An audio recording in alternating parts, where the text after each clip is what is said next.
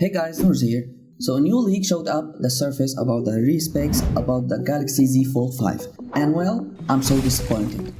According to Ahmed Qadir on Twitter, the phone will have 7.6-inch dynamic AMOLED X2 display with 120Hz refresh rate and a ratio of 1 to 120. The brightness peak of the display will be at 1200 nits, which is the same as the Fold 4 last year, and not like the S23 Ultra, which has a peak of 1750 nits. That's for the inner display. As for the outer display, it will be 6.2 inches HD Plus Dynamic AMOLED X2 with 120Hz refresh rate and a ratio of 48 to 120. And for the processor, it will be the Snapdragon 8 Gen 2 and will boost up the performance of the CPU by 19% and GPU by 25% and NPU by 30%. The cameras will remain the same amount of pixels, but they might get a new sensors: 50 megapixel main camera, 12 megapixel ultra wide, and 10 megapixel telephoto, and 10 megapixel selfie camera in addition to 4 megapixel under the inner display selfie camera. Last but not least, the battery will be